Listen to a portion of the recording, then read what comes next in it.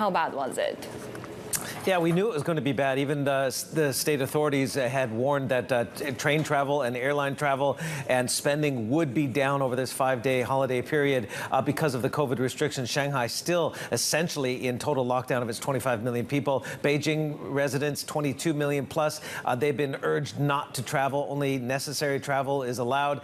And again, you know, the overall zero COVID strategy is limiting the ability for people to travel and to spend. And we saw that reflected in the 5-day period of spending, which is usually one of the 3 big spending times of the year when people travel in China. You have the National Day holiday in October, you have the Lunar New Year holiday, usually January, February, and then you have this 5-day Labor Day holiday, which was pretty muted this time, 43% down in spending for tourists in China domestically. That according to the government official numbers yesterday, and the number of official trips tallied at 160 million trips over the 5 days. Last year, it was 230 million. So yes, more pressure on the Chinese economy because of less consumer spending, which is a bigger part of the Chinese economy right now.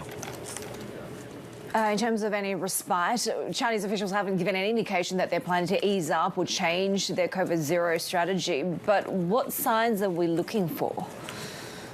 You know, that's a really good question because they've given no indication that they're going to back down on this. Aside from declaring that they've contained it in Shanghai and Beijing and elsewhere, and as well about, you know, quarantines and this and that, you do have to read the tea leaves in China.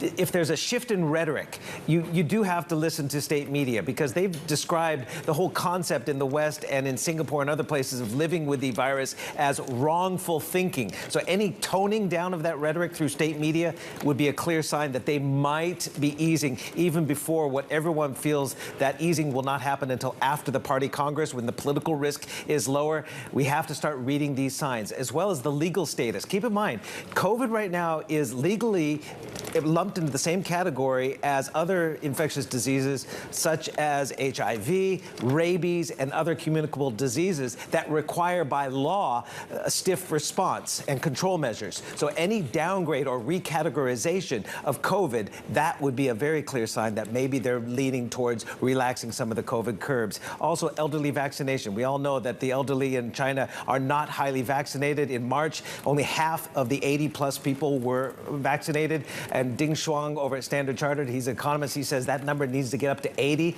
That's another indication. And then, of course, we've been talking about this a long time, the proliferation of antivirals like Paxlovid from Pfizer or China's homegrown mRNA vaccine. If that is approved and or even the Pfizer Comirnaty from BioNTech, if that's approved in China, that would be an indication that China is moving forward on its COVID zero, potentially a relaxation in the cards.